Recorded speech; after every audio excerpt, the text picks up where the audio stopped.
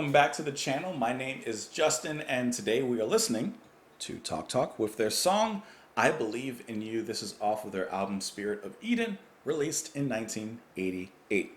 Can I say something before we get into the song? There's something specifically about the naming of the album and the song titles that is very simple and yet special. And I feel like that works so well with the nature of the album itself and the music that's displayed here.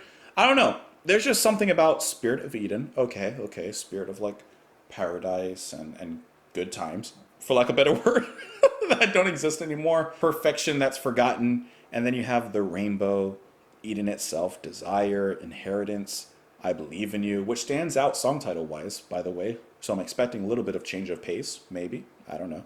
And then wealth. I don't know. I was just thinking about that the other day when I was looking at the song titles, and there's something beautifully simple about just the naming of them. Small point, but it's what I wanted to make. Let's jump into the music. You are more than welcome to join me in the comments down below, definitely, so I can know your thoughts on the songs and, on the album, that kind of thing. You can follow me on Twitter if you want. You can support the channel on Patreon if you want. But for at least a few more minutes, sit down, relax, stand up, jog, whatever you're doing, taking a walk, whatever you're doing, let's just listen to some good music. This is Talk Talk with I Believe in You.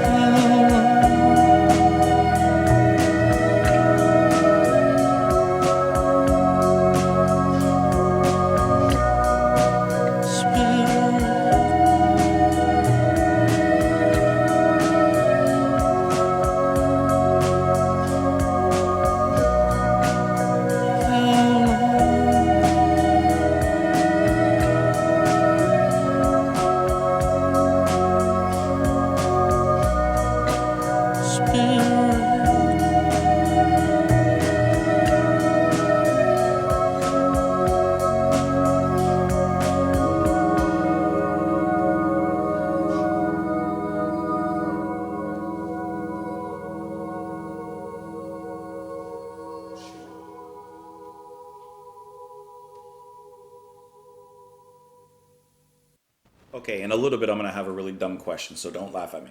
But for now, let's talk a little bit about this song. So, first of all, yes, this does sound a little bit different than what I was expecting because it does sound a little bit more upbeat, like just so slightly from the previous material. It actually sounds like a nice bridge between Color of Spring and this album. Like, I don't think that this song would sound that off, maybe like near the ending or middle point of Color of Spring. Still has those reserved kind of internal and quiet moments to it, but it does have a little bit of a groove. Not like a ton, but a little bit. Like it's like a shift between like this would sound good after Chameleon Day. Not that the closing track on Color of Spring doesn't sound good. I'm just trying to like link it up together. But this is a nice slight callback to the Color of Spring, you know, to that kind of sound. Now, I love the little soft plucks of the bass in this, and I love, you know, of course, Mark Hollis. His voice just, I don't know, it just feels like a hauntingly cold, stark breeze that kind of wakes you up and makes you realize that you're not in a dream, you're in reality. I don't know what that means, but that's what I felt. Like his voice kind of shocks you awake. It's whispery and dreamy, but at the same time, it's just very human and very real. It kind of wades a nice in between. It's kind of in like a limbo between the real and the spirit, you know? Speaking of spirit, ooh, I didn't even mean to make that connection. One of my favorite things on this track is when he gets to the chorus of the song, when he says, Spirit, how long? Let me see if I can find where the first chorus is. Okay. Listen to the change. When he says Spirit, how long?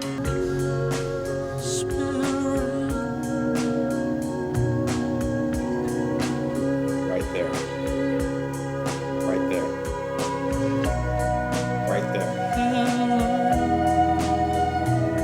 Okay. I love how every time he comes back to that chorus, that hook, and he says Spirit, how long? Spirit, and he repeats that. I like how it feels like musically there is a spirit entering, right? Because of course you have that organ, which to me reminds me of church. I can't help that. That's like a backdrop though. But then you have that, I don't know what it is. I'm not sure. Could be organ, keyboard, choir pitched up, but you have that like that floaty sound.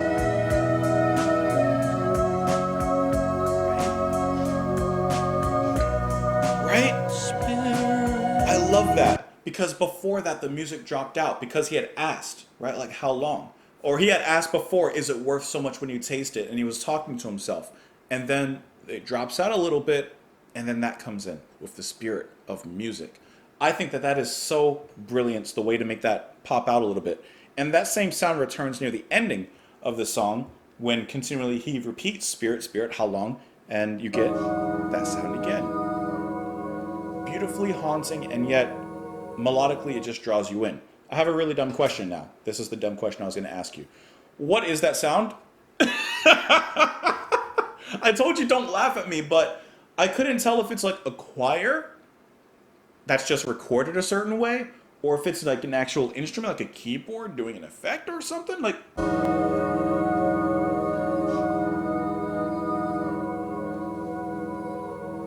sounds like voices to me. I want to say that that's a choir, but I'm not 100% sure because I do see in the credits for the album you have the choir of Chelmsford Cathedral. I'm just not sure if that's actually them there. But regardless, I love how the singing, the instrument, whatever it may be, I told you my ears are not working right now. Whatever it is, I love the effect that it brings to the whole song. I also like how bare and empty it starts off when you just have that drum beat that pretty much continues the whole way through without really too much change as far as I can tell. I like how you hear the guitar and the piano just kind of like begin to be born here. And slowly it shifts into a easy, steady paced melody and it gets going. I think that this is just a solid pick-me-up song. And there's not a lot of like necessarily pick-me-up in this album. This is kind of like sit, think, chill, meditate. But I think that this one picks it up in a nice way, a very tonally pleasing way. Let's talk about the lyrics though, because I do feel like there's something important here, especially going with the song title. Hear it in my spirit, I've seen heroin for myself. Right there.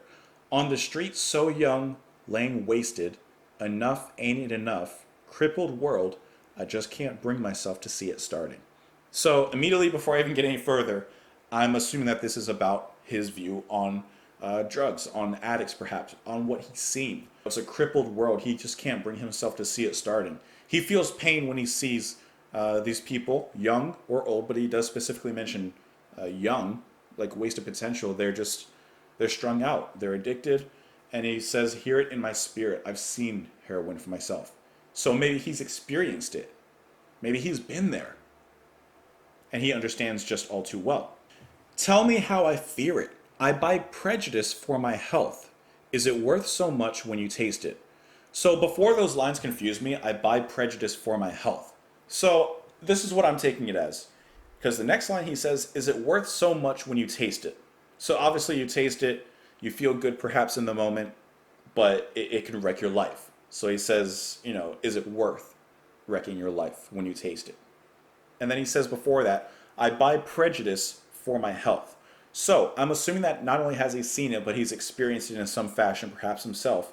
And he says, I buy prejudice for my health. Like he's coming across perhaps prejudice against these people that he's seen, but only because he's seen it and he's experienced it himself. And he's giving into that prejudice. He's buying it for his health. Like he'd rather be prejudiced and healthy instead of drugged and wasting his life, perhaps as he's seen and, like I said, gone through himself. And then he says, enough. There ain't enough hidden hurt. A time to sell yourself, a time for passing. And then he says, spirit, how long, spirit? And he repeats that quite a few times. So he could be asking spirit, Holy Spirit, God, like how long? How long are these people going to suffer? How long am I going to have to see this? How long will you allow them to suffer? Or whatever. Or he could be asking the people he's seeing, how long is their spirit going to last? How long are their lives going to last before they give out, before they die, before they pass? Or will they recover? Maybe. Or maybe he's asking himself and his own mind and self, how long do I have to sit here and watch this? How long can I perhaps be helpless? He may also be asking himself, how long can I last? Will I relapse? Now, I don't know if all of that is what this is entailing. I don't know if Mark Hollis has ever been involved in any sort of drugs or like anything like that. I'm not accusing, I don't know, but I'm just trying to pick out some diamonds out of the stones. I do see, and I'm not sure if this is accurate or not, but I do see that here on Genius, it says that I Believe in You is about both Talk Talk's frontman Mark Hollis and his older brother. Ed Hollis had produced and written a number of albums through the 70s, blah, blah, blah, blah, blah. At some point, Ed, Mark Hollis's brother, had become addicted to heroin and continued to spiral down in mental health over the following years. The entire song is one final plea from Mark to Ed to give up heroin and live with himself. Says that sadly this plea came too late as Ed passed away in September of 1988, which was actually the same month this sorry. I think my finger accidentally pressed the song, which was the same month that the single was released. So I'm not sure if that's true or not. Like I said, I'm reading this off of Genius, but if that is true, then that gives a lot more weight to this song. Like a lot more weight. But even the song title, he says, I still believe in you. Right? I still believe in you, brother. I love you. Gonna get through this. I still believe in you. That's powerful, guys. Let me know what you guys thought of it. Join me on Twitter, specifically in the comments below to let me know your thoughts on the song. Hope you have a wonderful day, guys, and I will talk to you tomorrow. Bye.